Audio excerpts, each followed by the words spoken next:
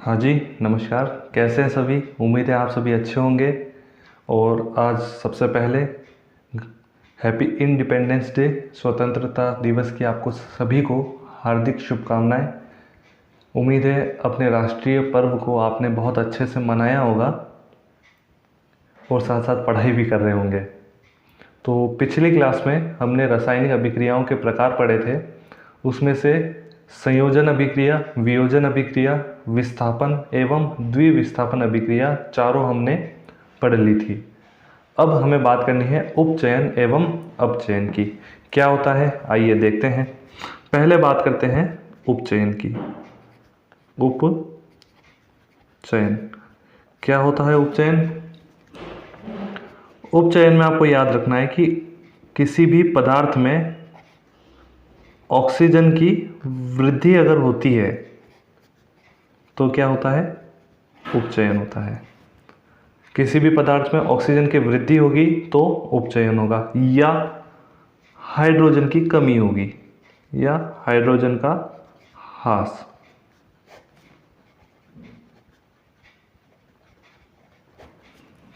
वहीं अपचयन की बात की जाए, अपचयन में क्या होगा?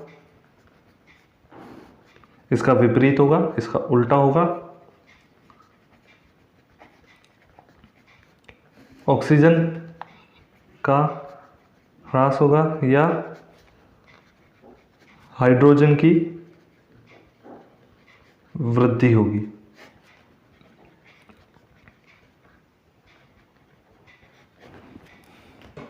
उपचयन में होगा ऑक्सीजन किसी भी पदार्थ में बढ़ेगा, वृद्धि होगी, या हाइड्रोजन उसमें से कम हो जाएगा, निकल जाएगा। अपचयन में क्या होगा? अपचयन में इसका विपरीत होगा, ऑक्सीजन का ह्रास होगा या हाइड्रोजन की वृद्धि होगी। आइए एग्जाम्पल से समझते हैं। एग्जाम्पल, मैंने कॉपर चूर्ण लिया, उस कॉपर चूर्ण को चाइना डिश के अंदर रखकर गर्म किया। क्या किया? गर्म किया। होगा क्या? उससे उस पर काली परत आ जाएगी, और ये काली परत जो होती है यह कॉपर ऑक्साइड होता है। क्या होगा ये? Copper oxide. रिएक्शन देखें इसकी तो क्या होगी? 2Cu plus O2 gives 2CuO।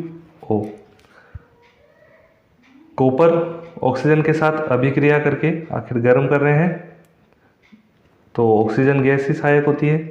Copper plus oxygen react करेंगे और क्या बनाएंगे? कॉपर ऑक्साइड बनाएंगे। जब यह कॉपर ऑक्साइड बनेगा तो इस कॉपर ऑक्साइड में हम हाइड्रोजन गैस अगर प्रवाहित करते हैं, कौन सी gas? Hydrogen gas, H2 gas अगर हम प्रवाहित करते हैं तब क्या होता है? तब रिएक्शन होती है CuO कॉपर ऑक्साइड प्लस उसमें से हाइड्रोजन गैस प्रवाहित की, क्या बनेगा? कॉपर प्लस H2O बनेगा। ऑक्सीजन, कॉपर ऑक्साइड में से ऑक्सीजन अलग हो जाती है और जल बना देता है। इस अभिक्रिया को अगर हम समझें, यहाँ पर अपचयन और उपचयन को अगर समझते हैं तो कॉपर ऑक्साइड के साथ ऑक्सीजन है और अभिक्रिया होने के बाद इसमें से ऑक्सीजन निकल चुका है, ऑक्सीजन इसमें से अलग हुआ है, और ऑक्सीजन का अलग होना क्या कहलाता है? अपचयन कहलाता है। H2 के अंदर ऑक्सीजन जुड़ा है, ऑक्सीजन जुड़ा है यानी कि ऑक्सीजन का जुड़ना क्या कहलाएगा? उपचयन कहलाएगा। ऑक्सीजन का ह्रास होना अपचयन, ऑक्सीजन का जुड़ना अपचयन। एक और एग्जांपल देखते हैं। जिंक ऑक्साइड, ऊपर वाली रिएक्शन हम समझेंगे बाद में, एक बार एग्जांपल देख लेते हैं। Zinc oxide plus carbon gives zinc plus carbon monoxide. क्या हो रहा है यहाँ पर? यहाँ पर जिंक ऑक्साइड है, इसमें ऑक्सीजन है और अभिक्रिया होने के बाद इसमें से ऑक्सीजन निकल चुकी है, ऑक्सीजन की कमी आई है, और जहाँ ऑक्सीजन की कमी आती है वहाँ हम कहते हैं अपचयन हुआ है। क्या हुआ है, अपचयन हुआ है। और कार्बन की बात की जाए, कार्बन अभिक्रिया से पहले इसके पास ऑक्सीजन नहीं था, लेकिन अभिक्रिया होने के बाद इसमें ऑक्सीजन जुड़ गया है। ऑक्सीजन की वृद्धि कहलाती है उपचयन। एक और एग्जांपल देखते हैं, MnO2 मैंगनीज डाइऑक्साइड, यह मैग्नीशियम नहीं है, यह मैंगनीज है। Manganese dioxide plus 4HCl hydrochloric acid gives MnCl2 magnesium chloride plus 2H2O plus Cl2। इस रिएक्शन को हम देखते हैं तो हमें क्या पता पड़ता है कि मैग्नीज डाइऑक्साइड जो था इसमें ऑक्सीजन पहले से मौजूद था, लेकिन अभिक्रिया होने के बाद इसमें से ऑक्सीजन निकल चुका है, ऑक्सीजन की कमी आई है, ऑक्सीजन का ह्रास हुआ है, तो इसे क्या कहेंगे, अपचयन कहेंगे, अपचयन कहेंगे। 4HCl की बात की जाए, इस HCl में से हाइड्रोजन निकला है,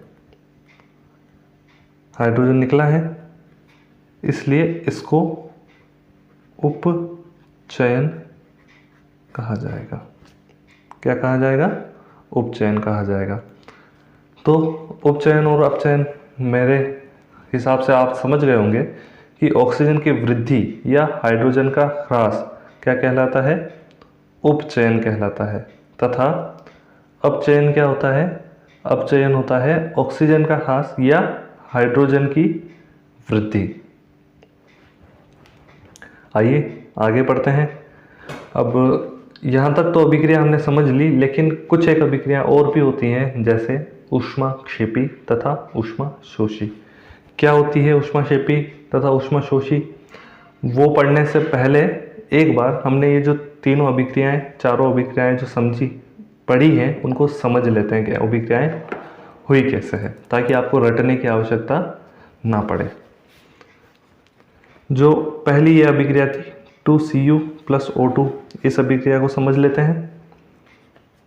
2Cu का मतलब क्या हुआ, कॉपर कितने हैं, 2 हैं, प्लस O2 यानी कि 2 ऑक्सीजन, आपस में बॉन्ड टूटा, एक कॉपर ने एक ऑक्सीजन के साथ रिएक्ट कर लिया और दूसरे कॉपर ने दूसरे ऑक्सीजन के साथ बना लिया। तो एक तो ये CuO बन गया और एक ये वाला CuO बन गया, यानी कि कितने CuO बन गए अपने पास, 2 बन गए, 2CuO, कॉपर ऑक्साइड के 2 अणु हमें प्राप्त हो चुके हैं। अगली रिएक्शन की बात की जाए, जिंक ऑक्साइड प्लस C, ये तो इजी रिएक्शन है, फिर भी समझ लेते हैं।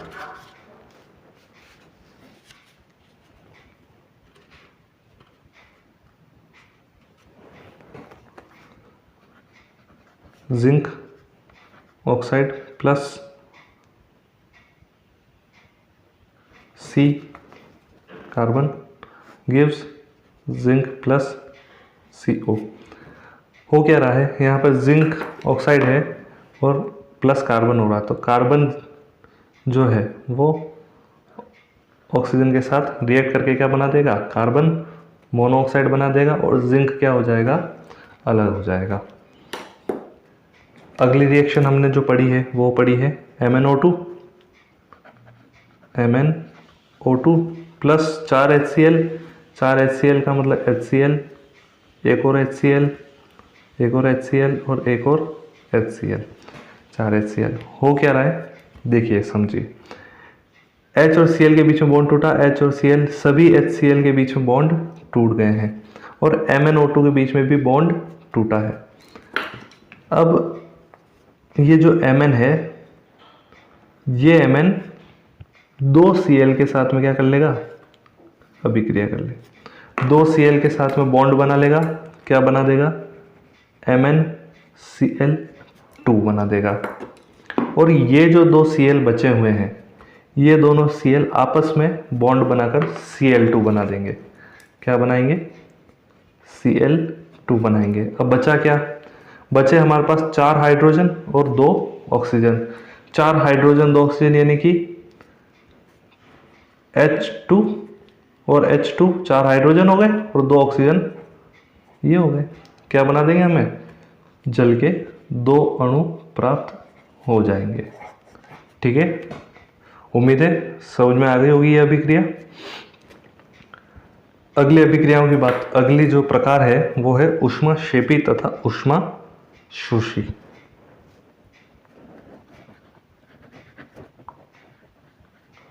ऊष्माक्षेपी तथा ऊष्माशोषी।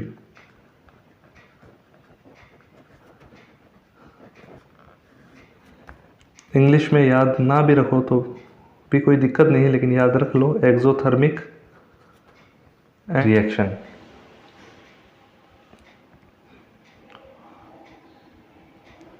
हमने यहाँ पर एक बात की, तो पीछे जो उपचयन और अपचयन अभिक्रियाएं पड़ी थी, इनको इंग्लिश में रेडॉक्स रिएक्शन भी कहा जाता है। रेडॉक्स रिएक्शन, तो ये भी याद रखना। इसका इंग्लिश आपको याद रखने की ज़्यादा ज़रूरत है, क्योंकि उपचयन और अपचयन का इंग्लिश में पूछा जाता है। Redox reaction. Exothermic and endothermic की बात कर रहे हैं हम। होगा क्या, एक्सोथर्मिक, थर्मो मतलब हीट, और एक्सो यानी कि एग्जिट होना। क्या हो रही है, हीट एग्जिट हो रही है। इसी को हिंदी में बोलते हैं ऊष्माक्षेपी। ऊष्माक्षेपी की बात की जाए,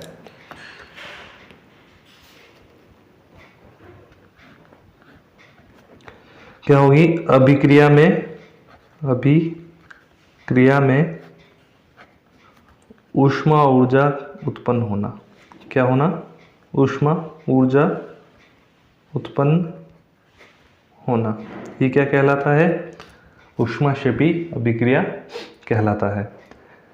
ऊष्माशोषी के अंदर क्या होगा, इसमें अभिक्रिया को ऊर्जा लेने की आवश्यकता होगी, उसमें उत्पन्न नहीं होगी, उसमें ऊर्जा वो लेगा।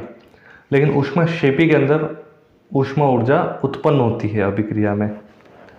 जैसे उदाहरण देखें, उदाहरण में देखिए, हमने कल पढ़ा था बुझा हुआ चूना, बिना बुझा चूना लिया था हमने, कैल्शियम ऑक्साइड लिया था बिना बुझा चूना, उसमें हमने जल मिलाया था। जल मिलाते ही वह क्या बन गया था, बुझा हुआ चूना बन गया था। और बुझा हुआ चूना बनने के साथ साथ ऊष्मा निकलती है उसमें बहुत ज़्यादा। यह अभिक्रिया आपने अपने घरों पर भी देखी होगी। घरों में, आपके घर में कभी यदि सफ़ेदी की होगी, अब तो पेंट्स वगैरह करते हैं, लेकिन हम उन पेंट की बात नहीं कर रहे हैं। हम सफ़ेदी करने के लिए जो चूना होता है, उस चूने से सफ़ेदी जो की जाती है, मैं उसकी बात कर रहा हूँ। जब वो पाउडर लाया जाता है घर पे और उस पाउडर में पानी मिलाया जाता है, कलर करने के लिए पानी मिलाएंगे, उसको गीला करेंगे, तो जैसे ही पानी मिलाया जाता है, आप देखेंगे कि जिस भी बर्तन में उसको लिया होता है वो बर्तन बहुत गर्म हो जाता है, और साथ साथ उसके ऊपर यदि हम हाथ रखेंगे तो हमें महसूस होगा कि अंदर से गर्मी बाहर निकल रही है।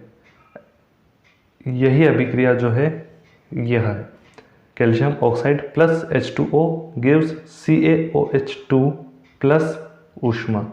यानी कि बिना बुझे चूने में जल मिलाने से क्या बनेगा, बुझा हुआ चूना बनेगा, साथ ही ऊष्मा, अत्यधिक मात्रा में ऊष्मा निकलेगी, और ऊष्मा उत्पन्न हो रही है। इसी वजह से इसको क्या कहेंगे, ऊष्माक्षेपी अभिक्रिया कहेंगे। और कोई उदाहरण देखते हैं।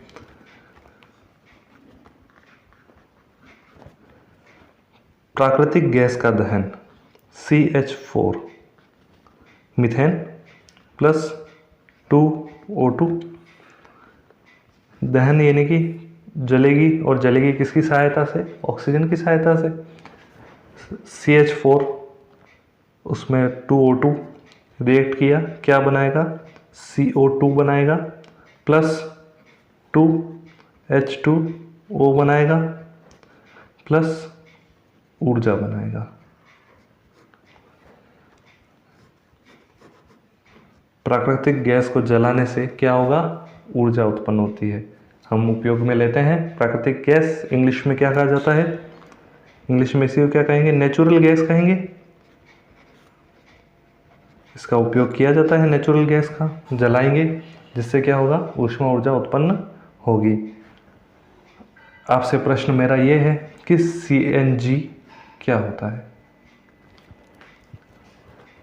बताइएगा कमेंट में कि CNG क्या होता है। तो प्राकृतिक गैस का दहन भी किसका उदाहरण है, ऊष्माक्षेपी अभिक्रियाओं का उदाहरण है। प्राकृतिक गैस का दहन क्यों ऊष्माक्षेपी है, क्योंकि इसमें ऊर्जा उत्पन्न हो रही है। एक रिएक्शन और हम देखते हैं, C6H12O6 क्या होता है, ये होता है ग्लूकोज प्लस 6O2 क्या बनाएगा, 6CO2 प्लस 6H2O प्लस ऊर्जा। यह रिएक्शन हमें कहाँ देखने को मिलती है, यह हमारी कोशिकाओं में रिएक्शन होती है, जिसमें ग्लूकोज हमें जो भोजन करते हैं, हम भोजन करने के बाद वो पचता है, पाचन क्रिया के बाद में अंत में हमें क्या मिलता है, ग्लूकोज मिलता है, शर्करा है ग्लूकोज, और श्वसन से हमें क्या मिल जाता है, ऑक्सीजन मिल जाती है। तो ग्लूकोज और ऑक्सीजन मिलकर क्या बनाएंगे, कार्बन डाइऑक्साइड बनाएंगे, जल बनाएंगे और ऊर्जा बनाएंगे। यह कार्बन डाइऑक्साइड पुनः श्वसन के द्वारा हमारे शरीर से बाहर निकाल दी जाती है, जल हमारे शरीर में काम आता है और ऊर्जा जो है वो ATP के रूप में काम आती है। तो यह अभिक्रिया हमें कोशिका में देखने को मिलती है। इसमें भी क्या हो रहा है, ऊर्जा उत्पन्न हो रही है, इस वजह से इसको ऊष्माक्षेपी अभिक्रिया कहेंगे। ठीक है, तो और कोई उदाहरण इसका एक उदाहरण और याद रख लेना, जो शाक सब्जियां जो होती है हमारे घर में, शाक सब्जियां कब विघटित होकर, शाक सब्जियां विघटित होकर कंपोस्ट बनाना, खाद बनाना। शाक सब्जियां विघटित होगी, खराब हो जाती है, सड़ जाती है तो फेंक देते हैं, धीरे धीरे सड़ के बिल्कुल क्या हो जाती है, वो खाद बन जाती है, कंपोस्ट बन जाती है। तो वह भी किसका उदाहरण है, ऊष्माक्षेपी अभिक्रिया का उदाहरण है। तो ऊष्माक्षेपी अभिक्रियाओं को आपको याद रखना है। अब 2 बिंदु और बचे हैं, इसके बाद हमारा यह चैप्टर समाप्त होता है। 2 बिंदु और, पहला संक्षारण,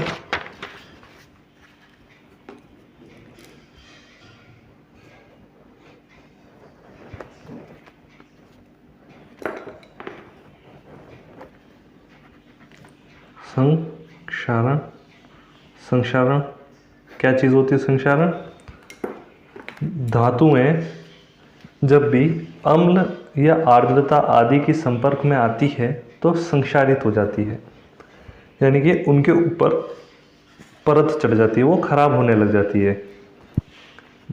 किसकी बात कर रहा हूँ मैं, धातुओं की। धातु किसके साथ, अम्ल या आर्द्रता, नमी जो होती है हमारे एटमॉस्फेयर में, वातावरण में नमी जो है उसके साथ आदि के संपर्क में आने से, संपर्क में आने पर क्या हो जाती है, संक्षारित हो जाती है, खराब होने लगती है, उसके ऊपर परत चढ़ने लग जाती है। हम जैसे लोहे पर जंग लगना भी उदाहरण किसका है, संक्षारण का है। लोहे पर जंग लगेगा तो लोहे पर जंग यदि लगता है तो उस जंग का कलर क्या होगा, लालिमा युक्त भूरे रंग का कलर चढ़ जाता है, आपने देखा होगा। लोहे को पानी के अंदर छोड़ देते हैं, या फिर कोई पुराना जो पिलर होता है लोहे का वह बारिश झेलता है, हवा, वातावरण, पूरी नमी वगैरह सब झेलता है, जिस वजह से क्या होता है कि उसके ऊपर जंग लग जाता है और वो किस रंग की परत चढ़ जाती है उसके ऊपर? लालिमा युक्त भूरे रंग की परत। ये तो लोहे पर चढ़ती है, लेकिन सभी पर क्या लालिमा युक्त भूरे रंग की परत चढ़ेगी? नहीं, हर धातु पर अलग अलग चढ़ती है। ज़रूरी नहीं कि सब पर भूरे रंग की ही परत चढ़े। चांदी की बात की जाए, चांदी संक्षारित होकर चांदी के ऊपर काले रंग की परत चढ़ती है। आपने देखी होगी मम्मी की पुराने जो गहने होते हैं, मम्मी के गहनों पर पुराने गहने हो जाते हैं, काफ़ी समय हो जाता है, तो धीरे धीरे क्या होती है, चांदी काली पड़ने लग जाती है। तो वह क्या है? काले रंग की परत, यानी चांदी का संक्षारण है। और तांबे की बात की जाए, तांबा धातु जो होती है, तांबा धातु के ऊपर हरे रंग की परत चढ़ती है। हरे रंग की परत, तांबे पर हरे रंग की परत, चांदी पर काले रंग की परत और लोहे पर लालिमा युक्त भूरे रंग की परत चढ़ना, ये सभी उदाहरण है संक्षारण के। लोहे पर जंग लगना संक्षारण का ही उदाहरण है। एक छोटा टॉपिक और बचा है आपका, एक छोटा टॉपिक जो है वो है विकृत गंधिता। क्या होती है विकृत गंधिता? खाना बनाते हैं हमारे मम्मी पापा, मम्मी खाना बनाती है, पापा जी तो कम बनाते हैं, लेकिन फिर भी मम्मी नंबर ले लेती है कभी कभी उनका, कभी उनको भी बनाना पड़ता है। तो जब भी खाना बनाया जाता है तो आप देखेंगे कि कुछ समय तक उनको खुला अगर यदि छोड़ दिया जाता है तो खुला छोड़ने पर वह खराब हो जाती है। आमतौर पर गर्मी के दिनों में यह ज़्यादा देखने को मिलता है। उसके अंदर से बदबू आने लग जाती है और उसके स्वाद में क्या हो जाता है, परिवर्तन आ जाता है। टेस्ट में भी गंदा टेस्ट आने लग जाता है, चेंज हो जाता है। पहले जैसी सब्जी नहीं रहती है, खाना वैसा नहीं रहता है। तो यह जो उदाहरण है वह किसका उदाहरण है? विकृत गंधिता का। क्यों होता है विकृत गंधिता? वसा व तेल जो खाने में मौजूद है, वसा व तेल उपचयित हो जाते हैं। क्या हो जाते हैं? उपचयित। पीछे पढ़ा था उपचयित। उपचयन क्या होता है? ऑक्सीजन की वृद्धि, उपचयन। तो वसा व तेल में क्या हो जाता है? ऑक्सीजन की वृद्धि हो जाती है। ऑक्सीजन गैस खुला पड़ा रहेगा तो ऑक्सीजन मिलेगी, ऑक्सीजन के साथ अभिक्रिया करेगा, जिससे क्या हो जाएगा? उपचयित हो जाते हैं तथा स्वाद व गंध में परिवर्तन हो जाता है, चेंज हो जाएंगे। टेस्ट जो हो जाता है वह चेंज हो जाता है। और इसी फिनोमिना को क्या कहा जाता है? विकृत गंधिता कहा जाता है। वसा व तेल उपचयित हो जाते हैं, यानी ऑक्सीजन जुड़ जाता है, ऑक्सीजन की वृद्धि हो जाती है तथा स्वाद व गंध में क्या हो जाता है? परिवर्तन हो जाता है।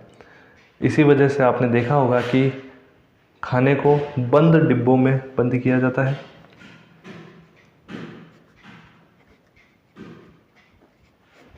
बंद डिब्बों में रखा जाता है। बंद डिब्बों में रखा जाएगा तो क्या होगा? ऑक्सीजन उसको नहीं मिलेगी पर्याप्त मात्रा में, और ऑक्सीजन नहीं मिलेगी तो उपचयन जो होगा वो धीमे हो जाएगा। और आपने क्या देखा है कि इसमें तरह तरह के अलग पदार्थ डाले जाते हैं जिससे कि वो खराब ना हो। आपने चिप्स खाई होगी, लेज़ चिप्स वगैरह बहुत पसंद होती है हमें।